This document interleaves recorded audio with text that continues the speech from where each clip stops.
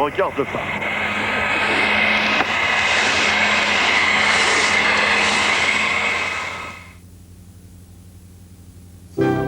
Dans un instant, Ushuaïa. Nicolas Hulot vous invite à un voyage au centre de la Terre.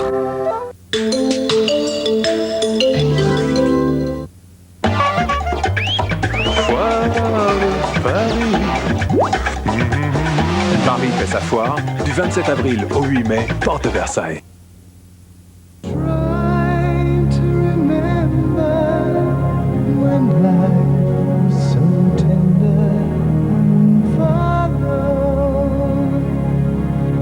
Carte noire, un café nommé Désir.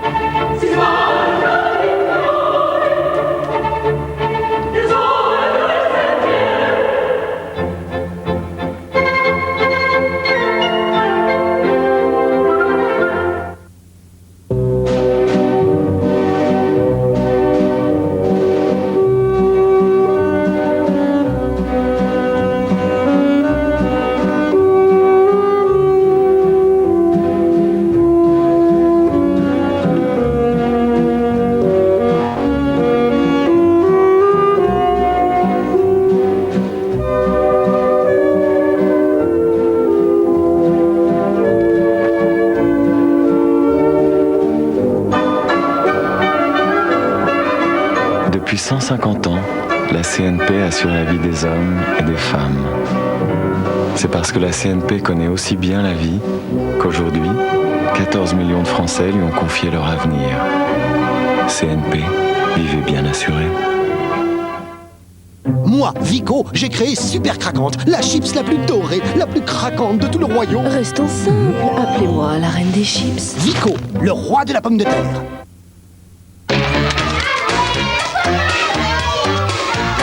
Maîtresse, nous n'avons pas toujours été très sages. Alors, regardez bien l'étiquette de ceinture et comparez. Plus de bicarbonate, plus de sels minéraux et des oligo-éléments. Que demander de plus pour être en forme? Ceinture, recommandé par les gens en forme. Et bonnes vacances! Si pur. Si fondant. Si frais. Dieu que c'est bon. Dieu que c'est bon de faire un caprice. Caprice des dieux. L'Opel Vectra Coolline est conçu pour ceux qui en demandent toujours plus. Elle offre en série le grand airbag Opel, l'autoradio cassette, le verrouillage centralisé, les vitres avant électriques. Plus, elle a un moteur 2 litres injection 7 chevaux ou turbo diesel. Plus, la peinture métallisée, les jantes alliage. Plus, elle est équipée de l'air conditionné. Et surtout, elle est à partir de 105 000. Opel Vectra Coolline à partir de 105 000 francs. Que demander de plus? Nouvelle ergonomie. Nouvelle ligne. Nouvelle puissance. Un nouveau taille-haie signé Peugeot. Peugeot, la passion des beaux outils.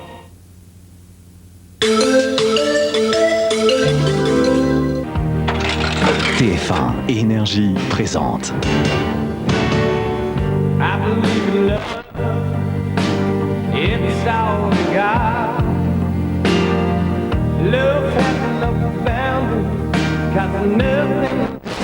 Elton John en concert, le 3 juin à Disneyland Paris.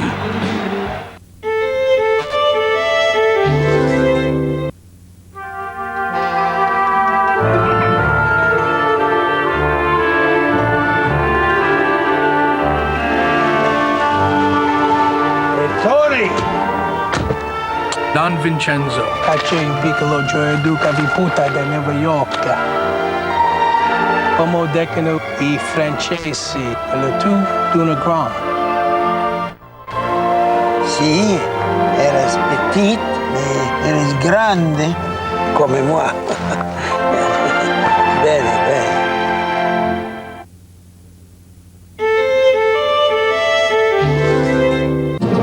dimanche 20h45. Comment il s'appelle? Maïtouk. Qu'est-ce que ça veut dire? Cro-Blanc. Vu comme il regarde ma main, ils ont dû le battre à mort. Plus question de l'apprivoiser. On lui a appris la haine. Il suffit de lui apprendre la tendresse. L'histoire d'une amitié bouleversante entre un homme et un loup. 22h50, Chicanos, chasseur de tête. Nous ne sommes pas à recevoir nos amis. Il ne faut pas qu'on vous voie.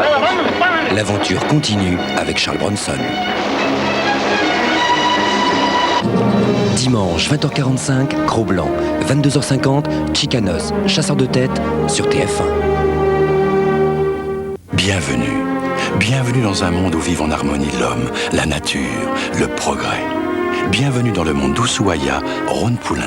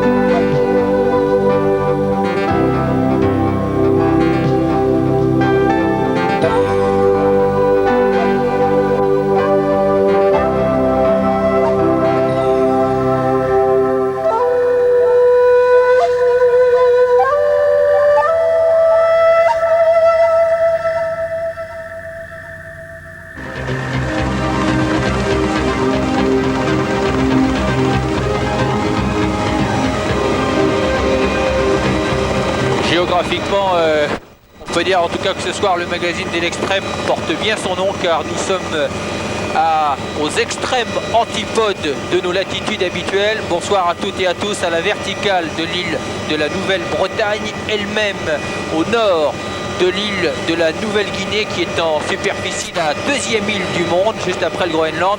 Et la Nouvelle-Guinée, si vous ne savez pas où c'est au nord de l'Australie. Voilà à peu près pour nous situer. Avec Gérald Favre, spéléologue et toute son équipe, géologues qui connaissent bien la Nouvelle-Bretagne et la Nouvelle-Guinée, car ils en sont à je ne sais plus combien de voyages, en tout cas ça fait des années qu'ils viennent se balader ici.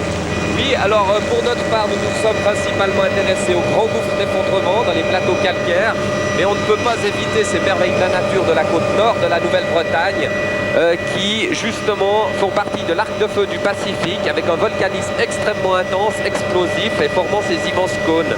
Et ensuite, nous allons nous diriger vers le plateau calcaire de 6000 km² sur la côte sud, dans lequel sont situés ces sinkholes, ces mégadolines, ces gouffres d'effondrement, ces phénomènes de la spéléologie extraordinaire. Alors ce qu'il faut dire ici, c'est que si nous pratiquons une spéléologie dans des calcaires très jeunes, à cause de la tectonique, de la formation jeune de cette île, il y a d'autres régions au monde où, au lieu d'avoir 3 millions d'années, nous faisons de la spéléologie dans des calcaires de 30, 300 ou même 3 milliards d'années en Afrique australe.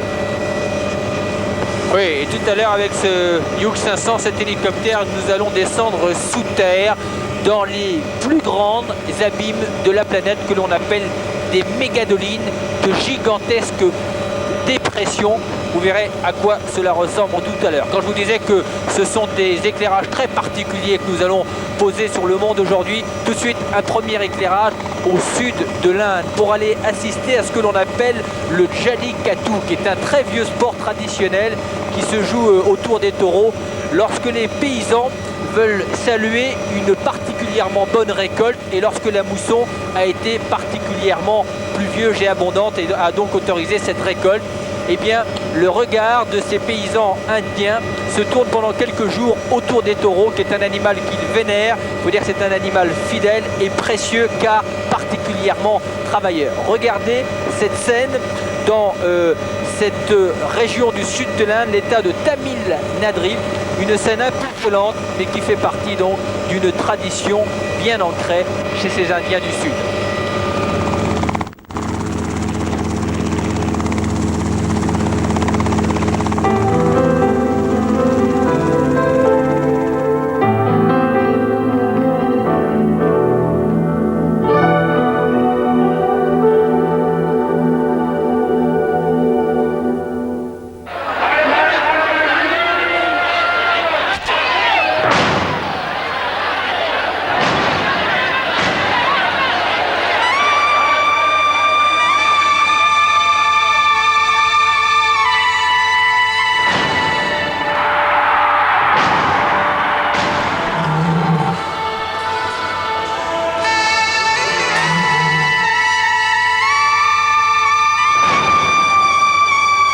Avec ses 800 millions d'habitants répartis sur plus de 3 millions de kilomètres carrés, l'Inde représente un formidable réservoir de traditions millénaires. Dans l'état du Tamil Nadu, à l'extrême sud de cet immense pays, des statues de taureaux vieilles de 3000 ans témoignent de l'adoration que le peuple de paysans de cette région voue à Nandi, cet animal fidèle et inlassablement travailleur. Cette année, dans les environs de Madurai, la récolte a été bonne et l'on prépare les réjouissances, le Pongal, probablement l'un des plus beaux festivals de l'Inde dravidienne. Principal temps fort de ces festivités, le Jallikattu, un très vieux sport qui se joue ici avec les taureaux et dont parlent tous les écrits sacrés.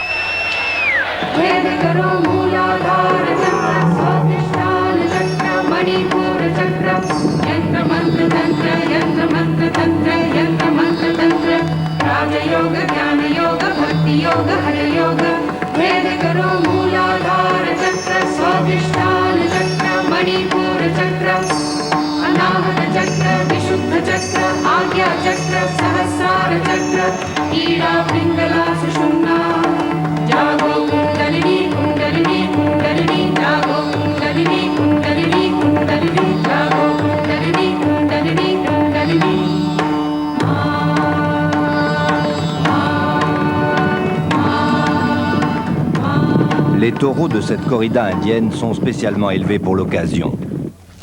Après avoir été soigneusement lavés et brossés le matin du grand jour, après avoir été bénis par le brahman, on enduit les cornes de graisse et l'on décore les bêtes de guirlandes de jasmin.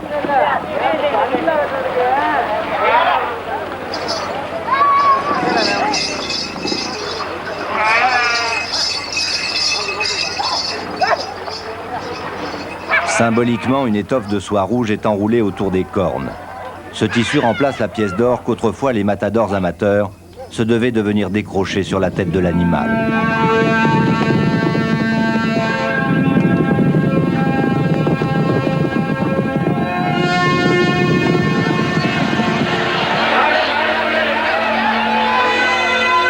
Venue des quatre coins de l'État, la foule s'est massée dans la rue principale de la petite ville d'Alangadour, qui a l'honneur cette année de recevoir la fiesta de taureaux. Dans l'arène improvisée face à la force brutale de l'animal, les hommes n'ont que leur courage et leurs réflexes pour éviter la fureur de la bête. Malgré la brutalité de la charge du taureau, coincé dans ce couloir humain, il est rare que quelqu'un soit gravement blessé. De toute façon, plaies et bosses n'entament jamais la bonne humeur de la foule. Au pays de la non-violence, les taureaux n'ont rien à redouter des hommes qui les narguent tout au long de la journée. Une centaine d'animaux de taille, de couleurs et de valeurs différentes se feront ainsi à coups de tête et de sabots un passage dans la foule.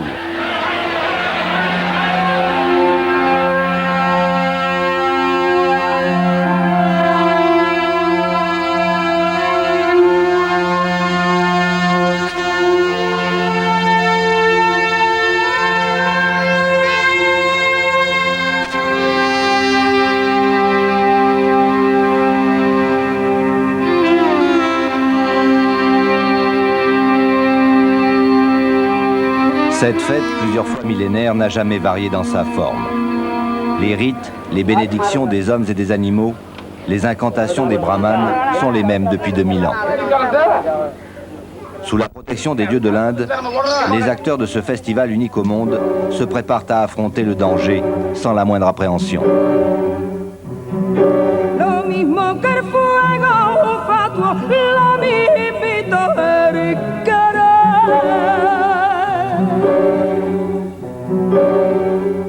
Les spectateurs les plus téméraires, souvent aussi les plus imbibés de vin de palme, tentent leur chance en agrippant d'une main la bosse du taureau et de l'autre une corne. Celui qui tiendra la distance prédéterminée par les juges aura le privilège d'être le héros du jour.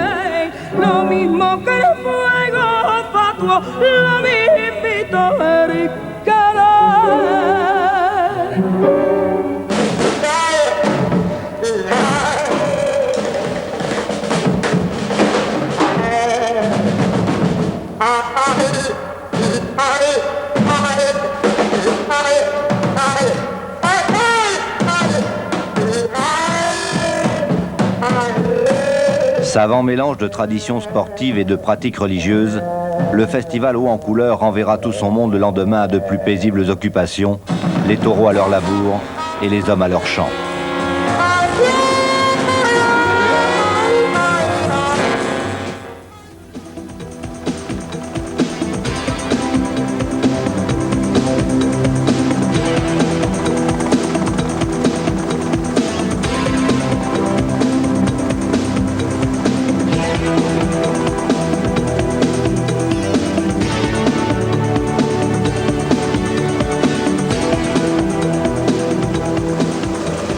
Retour en Nouvelle-Guinée à l'aplomb d'une extraordinaire petite rivière aux couleurs turquoise.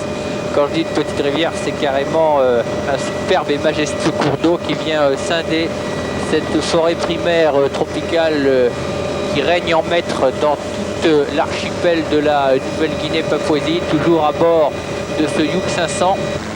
On est sur un plateau qui est assez élevé, à basse altitude et au milieu de la végétation, et on profite d'un paysage tout à fait extraordinaire. Dans la première fois que nous sommes arrivés ici, en 84, nous avons découvert ce phénomène de la nature, Nicolas, et nous avons pu explorer aussi pour la première fois l'émergence des eaux de cette rivière. Il faut signaler en passant que dans cette région du monde, les spéléologues français de la Fédération française de spéléologie ont été extrêmement actifs et on leur doit la plupart des découvertes en Nouvelle-Bretagne. Regardez cette marche fantastique, cette marche aquatique. Et l'on va arriver à hauteur d'un petit village papou à qui nous allons aller rendre visite, que connaît déjà Gérald Fabre.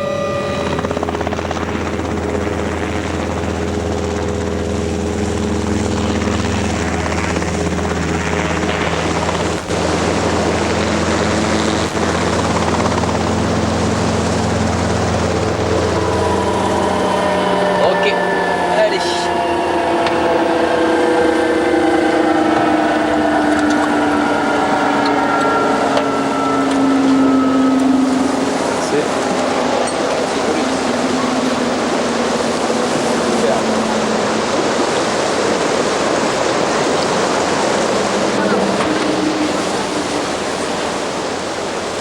Hop. Hello. Where is the big palaman?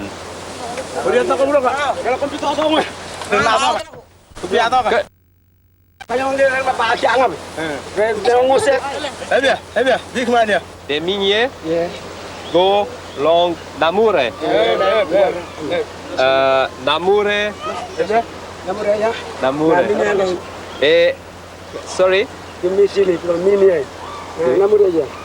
Long way? Non.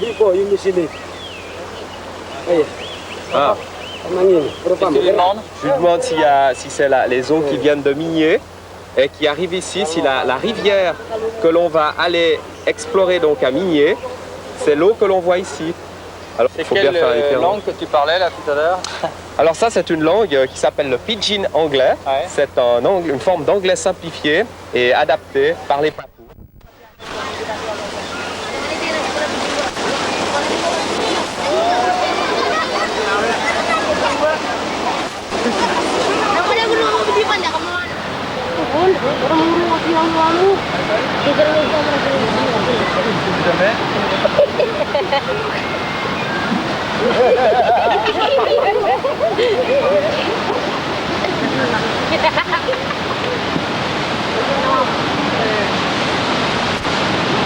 Bon, on va se préparer pour la Mégadoline avec Gérald Fabre. En attendant, on va retrouver un autre amoureux de la nature qu'on connaît déjà dans Ushuaïa, c'est François-Xavier Pelletier, accompagné de son épouse. Ils sont allés dans une région du monde où ils ont l'habitude et le plus souvent, c'est le Bangladesh, pour le sauvetage plus que symbolique d'un dauphin d'eau douce dont les Bengalais eux-mêmes ignoraient pratiquement la présence dans un fleuve où ils sont menacés. Histoire donc de François-Xavier Pelletier, son épouse et ce dauphin d'eau douce.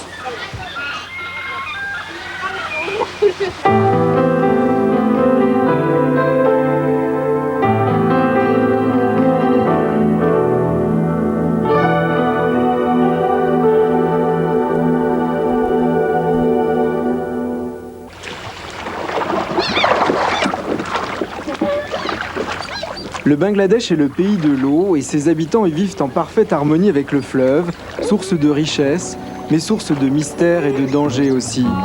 Ici, les loutres sont les indispensables compagnes des pêcheurs.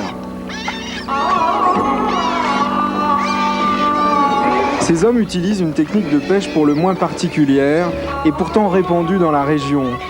Capturées dans leur milieu naturel, ces loutres ont été dressées pour rabattre les poissons dans les filets.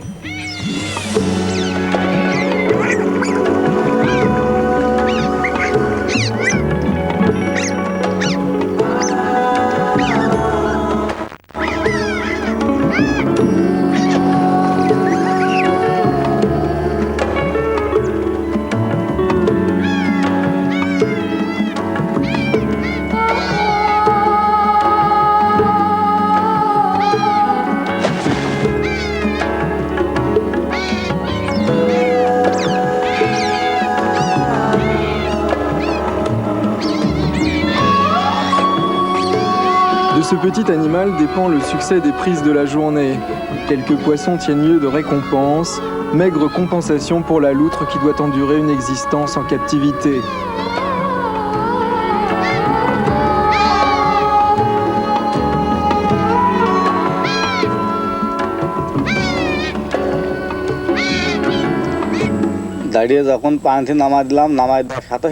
Le pêcheur raconte que la veille, au même endroit, une de ses loutres a été dévorée sous ses yeux par un crocodile. Il n'a rien pu faire. Les habitants de cette région semblent d'ailleurs impuissants face à ce danger et se protègent dans la prière. Sous la surface du fleuve, une autre menace guette l'homme, le requin. Il y a 3 ans, cette femme lavait la vaisselle devant sa hutte. L'eau a mi-cuit.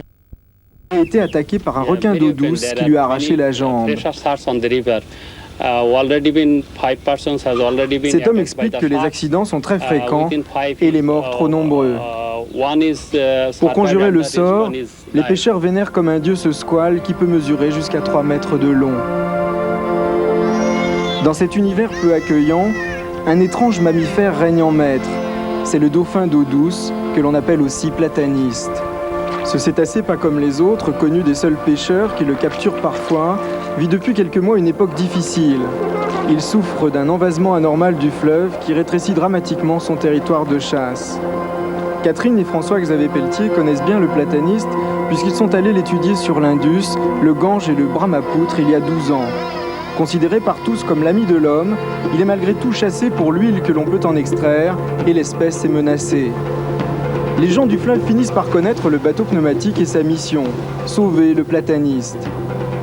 Catherine et François-Xavier Pelletier viennent d'apprendre la capture toute récente d'un jeune dauphin et accourent pour le sauver d'une mort certaine. Lorsque ce pêcheur a lancé son épervier, il ignorait ce qui viendrait se prendre dans les mailles de son filet. Pour les Bangladeshis, la capture d'un plataniste est toujours accidentelle, mais elle peut être opportune car elle est source de richesse. Le pêcheur accepte de donner le dauphin blessé. La capture provoque chez l'animal un stress et une semi-noyade qui peut être fatale dans les 48 heures. C'est ainsi que plus de la moitié des cétacés destinés au Marineland périssent des suites de leur capture.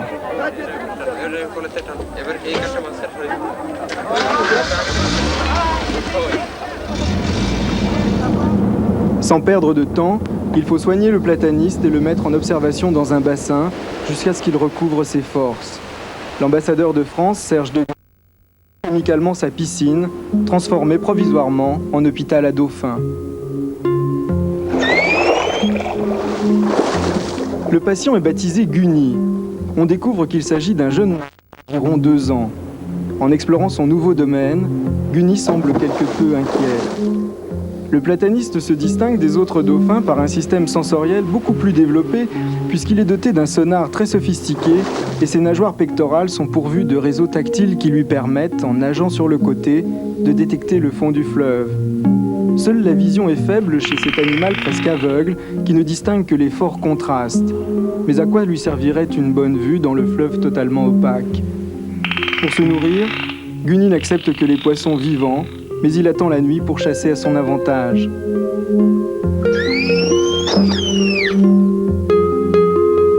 Lorsque Catherine plonge avec lui, Guni reprend confiance. Il aime sa compagnie même si ses tentatives restent timides. Il ne se montre jamais agressif et semble même plutôt reconnaissant. Comprend-il qu'elle lui a sauvé la vie ?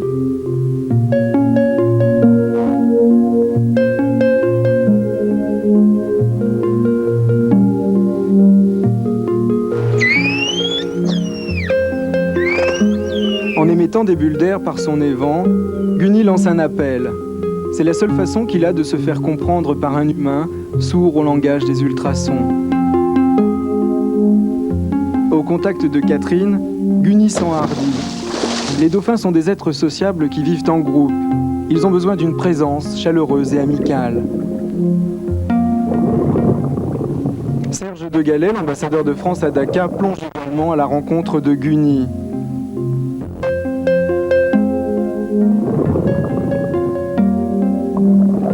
Au fil des jours, son état s'améliore. Au bout d'une semaine, il est temps de lui rendre sa liberté.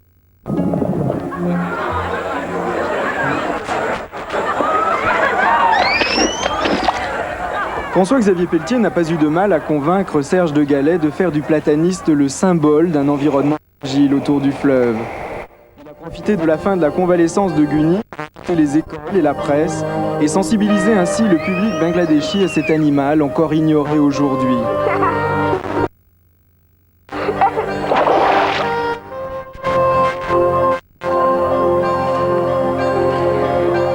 তবে লোনা পানির কারণে দক্ষিণাঞ্চলীয় অঞ্চলে ডলফিন কিছুটা ক্ষতিগ্রস্ত হচ্ছে। Mr. Javier, would you please say that how many dolphins, according to your study, are there in Bangladesh at this moment? It's about 3,000, and you are very lucky because it's the only country between India, Pakistan, Bangladesh and Nepal. Dolphin is... Les réactions sont très positives. La population a pris enfin conscience de la nécessité de préserver le plataniste.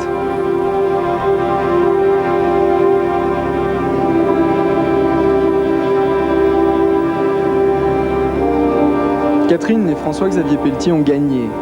Ils doivent retourner sur les lieux où le pêcheur a capturé Guni pour le relâcher.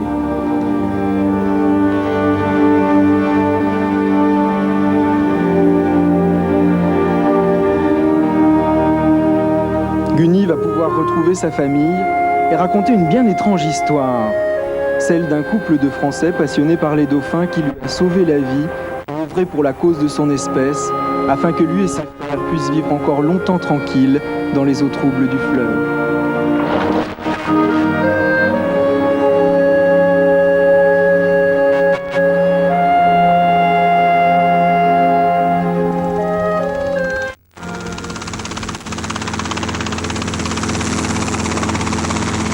Voilà l'intérieur l'une des plus grandes abîmes de la planète, ce qu'on appelle les mégadolines. Et dès à présent, notre hélicoptère est donc, Gérald, sous terre. Cela demande de la part de notre pilote une adresse tout à fait extraordinaire. On descend à près de 400 mètres sous terre. Voilà, nous sommes actuellement à 150 mètres sous terre. C'est la plus grande ouverture de caverne du monde, minier. Et nous continuons à descendre. Nous allons arriver à 400 mètres de profondeur. C'est la première fois qu'un hélicoptère va pouvoir se poser en vol stationnaire au fond de la doline et nous larguer pour quelques heures.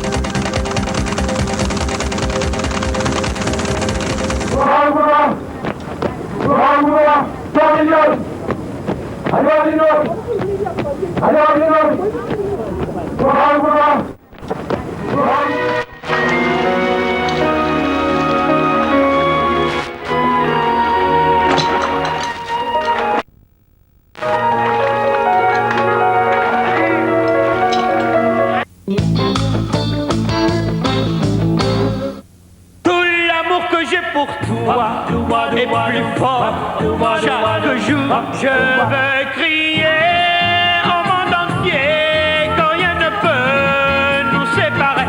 L'huile d'olive Puget emballe tout le monde.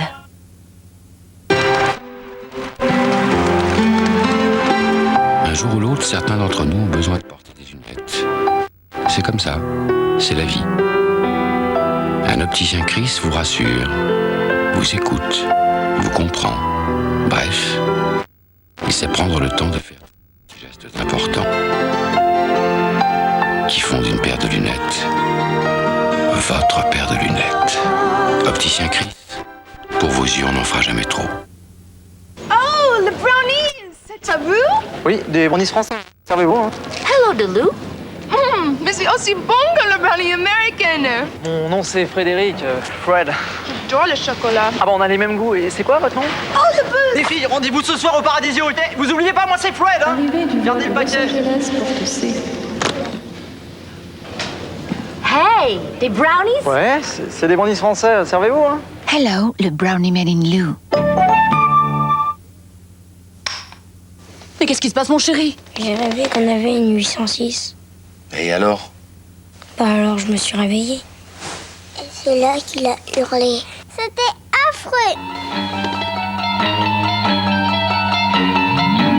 Peugeot 806, la voiture que les enfants conseillent à leurs parents. Ne mets pas tes coudes sur la table. Ne lis pas à table. Ne joue pas avec la nourriture. Ne mange pas avec les doigts. Ne fais pas de bruit en mangeant. Ne fais pas le clown à table. On se tient bien à table. Ça se passe comme ça à McDonald's. On va enfin savoir ce qu'il aimait dans cet état le matin au petit-déj, Cicéron. Lipton petit-déj? Il tient déjà du lait? Petit déjeuner au thé? Aromatisé caramel. Ah, c'est ça qu'il aimait dans cet état. Oh. Lipton petit-déj, la vraie raison c'est que c'est follement bon.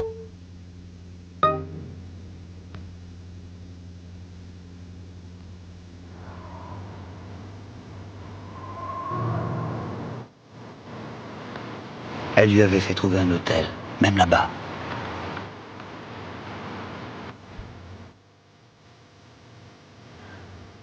Elle lui avait remboursé ses bagages, perdus pendant le vol. Elle l'avait assuré sur les retards d'avion. Elle lui avait donné de l'argent partout. Aurait-il pu finir son livre sans sa visa premier? Visa premier, soyez premier partout. Votre dentiste vous recommande de vous brosser les dents correctement. Chaque jour, il faut éliminer la plaque dentaire entre les dents et le long de la gencive. C'est exactement ce que fait Plaque Contrôle de Braun grâce à sa tête de brosse incurvée exclusive. Bien sûr, il y a une autre solution. Braun Oral B Plaque Contrôle. Mettez un Braun dans votre vie. Au cœur des PC d'aujourd'hui, il se passe quelque chose de fantastique. C'est grâce au processeur Intel Pentium. Le processeur Pentium donne à vos logiciels plus de vie, plus d'énergie, plus de pêche. Alors, pour offrir une vraie fête à vos logiciels, assurez-vous que votre PC est équipé d'un processeur Intel Pentium.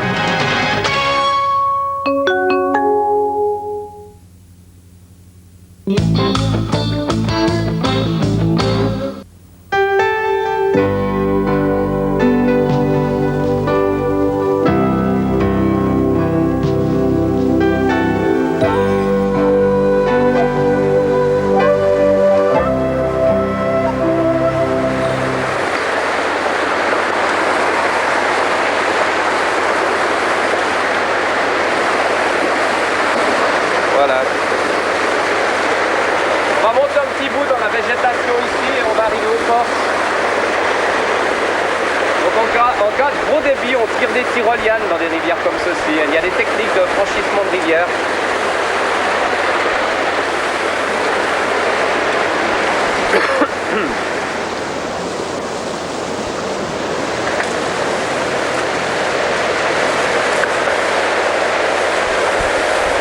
Voilà Nicolas, on arrive au porche, l'entrée de la grotte, d'une galerie de 2 km. On va passer par la gauche là, et ensuite contourner les cascades.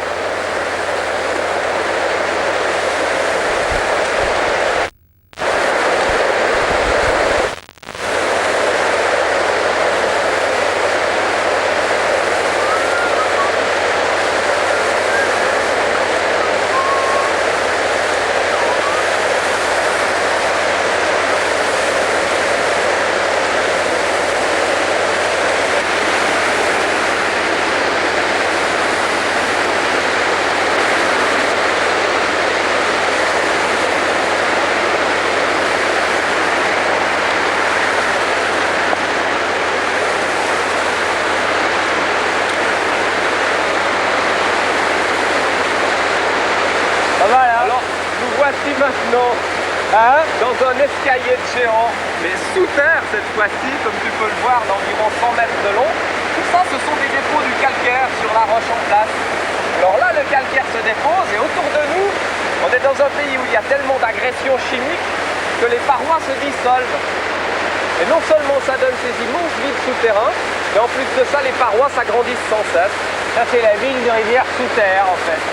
La vie d'une rivière sous terre, c'est ce qu'on voit jamais. Exactement.